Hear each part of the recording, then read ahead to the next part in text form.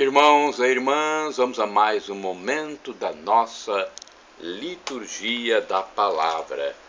Momento de fé, de introspecção, de meditação. É hora de deixarmos Deus nos falar. Deus nos fala quando ouvimos a sua palavra, a palavra bíblica. Deus nos fala quando lemos também a Bíblia. E nós falamos com Deus quando oramos, quando rezamos para pedir ou agradecer.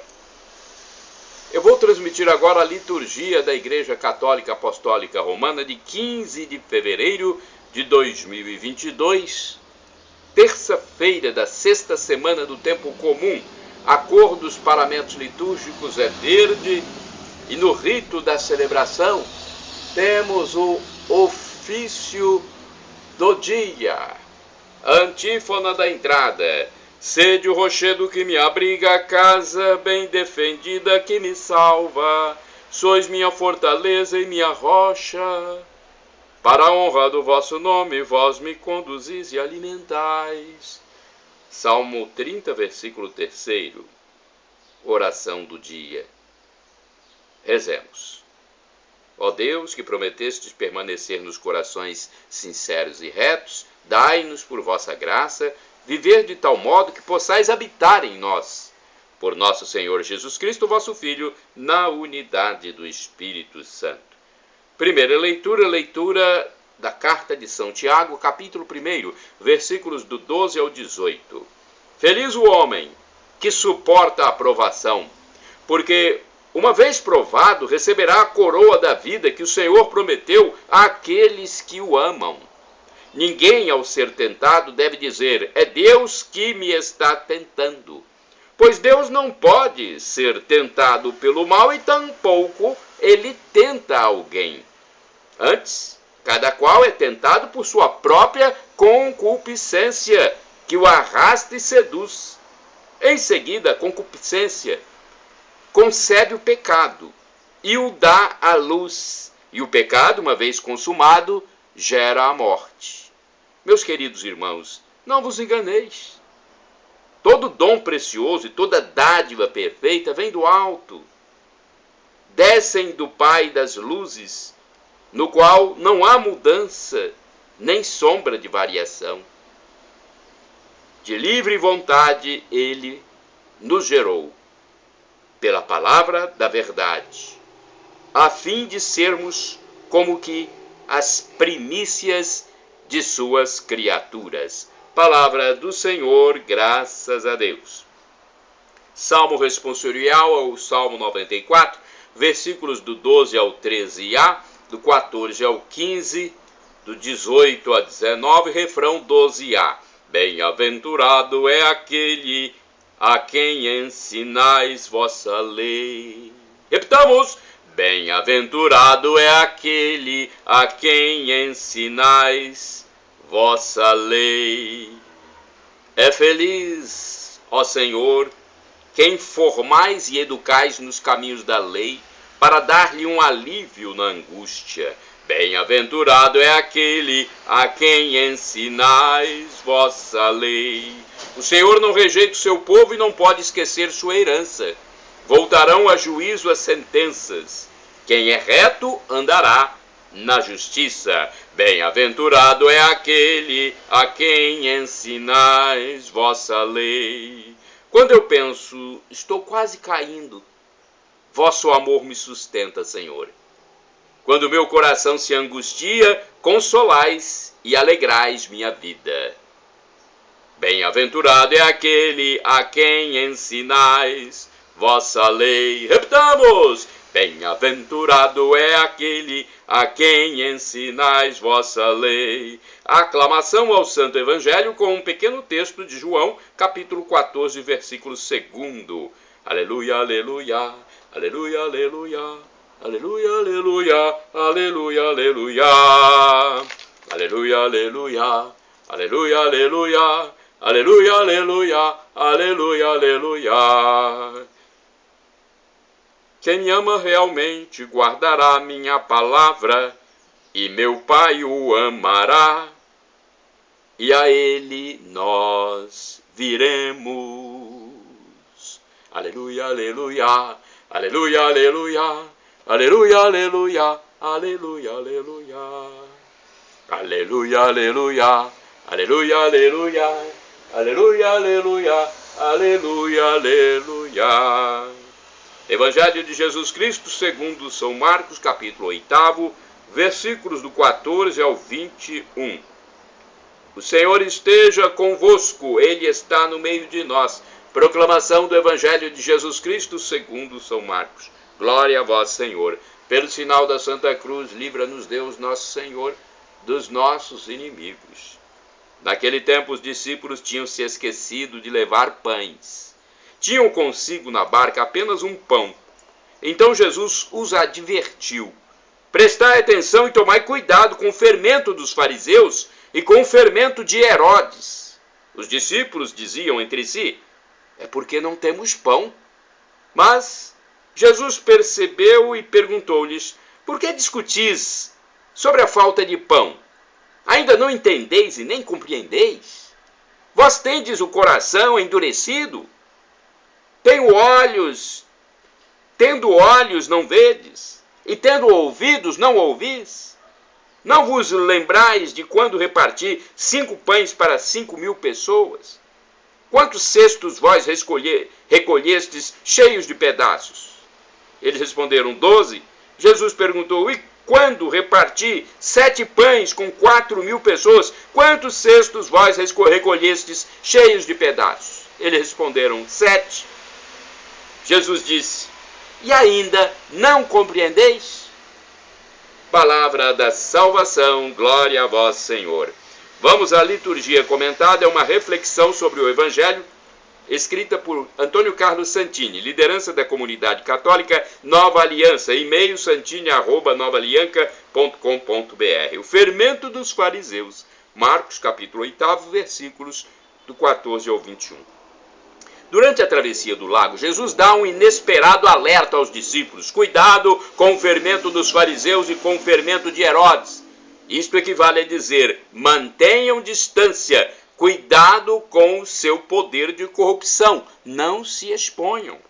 Na Bíblia, com uma única exceção, creio eu, que em Lucas capítulo 13, versículo 21, a imagem do fermento é símbolo do mal e da impureza espiritual. Tanto que na véspera da Páscoa, as famílias judaicas deviam pesquisar toda a casa à procura de fermento velho a ser descartado, conforme Êxodo capítulo 12, versículos 15 e 19.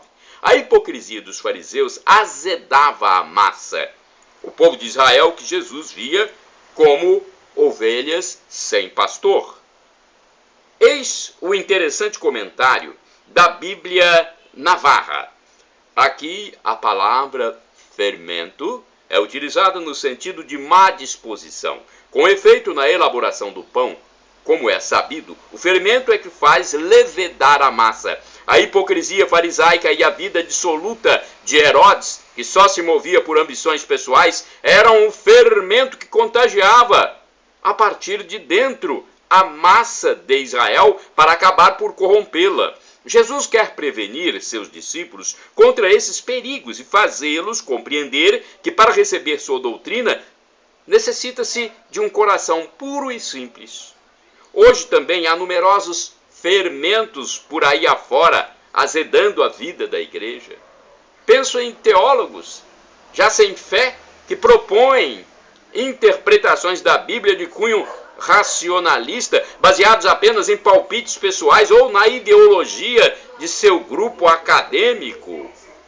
Penso em moralistas que, com intenção de modernizar a igreja, assumem posições subjetivas, pragmáticas, mas que ferem frontalmente a tradição apostólica e a herança judaico-cristã. Penso em pregadores que usam e abusam de seu púlpito para incitar o povo contra os ricos e semear o ódio entre as classes, usando a religião para levantar muros de separação entre as pessoas. O apóstolo São Paulo não precisou fazer muito esforço para adivinhar esta situação. Vejam o que ele diz. Prestem atenção.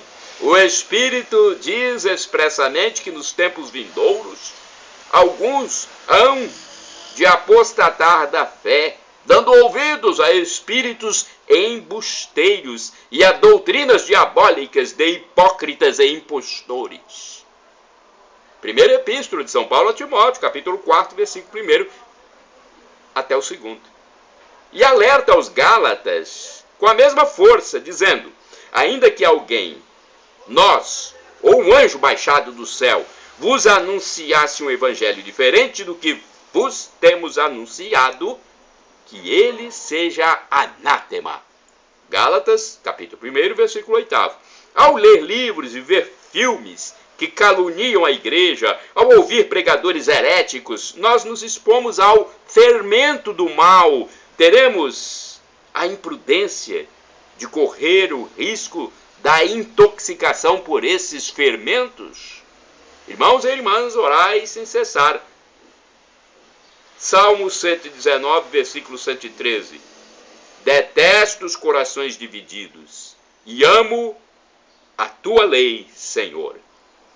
Agora vamos ao santo do dia. É um texto do padre Evaldo César de Souza, missionário redentorista, que escreve para o site a12.com. Da minha parte, vocês podem utilizar à vontade, porque eu estou seguindo o que Jesus mandou: ide pelo mundo e evangelizai, o que de graça recebestes, deem também de graça. Acessem os meus endereços eletrônicos: o blog repórterpaulomaciel.blogspot.com, facebook.com/Paulo Maciel da Rádio, canal no YouTube Paulo Roberto Maciel, Instagram Paulo Roberto Maciel 6 /. 15 de fevereiro é dia de Santo Jovita e São Faustino, padroeiros de Brescia, localização Lombardia. Esses dois irmãos nasceram na Lombardia, receberam o batismo quando eram ainda pequenos e tornaram-se defensores dos valores cristãos. Faustino foi ordenado presbítero e Jovita tornou-se diácono da igreja. A ordenação confere aos irmãos ainda mais amor ao nome de Cristo e responsabilidade pelos outros irmãos da comunidade cristã. A bondade de Faustino e Jovita começa a atrair muitas pessoas para ouvir as maravilhas do amor de Jesus. Muitos pagãos, atraídos pelos ensinamentos destes dois jovens, destroem seus ídolos religiosos e pedem o batismo cristão. Entretanto, a perseguição do Império Romano chega até os irmãos Faustino e Jovita. São acusados de incitar o povo contra o Império e de não adorar o imperador e seus deuses. Por causa deles, os templos imperiais esvaziam-se e os deuses são abandonados. Os relatos sobre estes santos nos dizem que foram convidados a adorar o deus Sol num templo romano. Conduzidos ao local da adoração com promessas de riquezas e cargos públicos, os dois irmãos puseram-se a rezar ao Deus único e verdadeiro. A estátua do Deus Sol, cujo brilho dourado ofuscava os olhos daqueles que contemplavam esse monumento, tornou-se escura e fria com a oração de Faustino e Jovita. Os chefes religiosos, ao tocar no ídolo, perceberam que o ouro tinha se convertido em cinzas. Revoltado com os irmãos, os levaram para uma jaula com 4 leões. As feras, porém, pareciam cordeiros mansos diante dos jovens cristãos. Diante destes fatos miraculosos e com medo de que a fama de santidade dos irmãos se espalhasse, o governador romano da Lombardia mandou cortar-lhes a cabeça. Era o ano de 122, início da era cristã. Reflexão: ouvir o relato da vida dos santos São Faustino e Santo Jovita leva-nos a pensar sobre nossa própria vida. Esses santos foram homens de oração e de ação missionária. O ideal de vida era o amor a Jesus Cristo, e por isso eles não tiveram medo de entregar seu sangue para o fortalecimento da igreja. Esta mesma fidelidade Deus pede a cada um de nós. Sejamos realmente missionários de Cristo, levando a mensagem do Evangelho àqueles que estão mais afastados de Deus e da igreja. Oração, rezemos. Querido Deus, Pai de misericórdia, dai-nos, sob a inspiração dos santos Jovita e Faustino, proclamar a fé em Jesus Cristo e colaborar na grande tarefa de transformação da humanidade. Por Cristo nosso Senhor. Amém.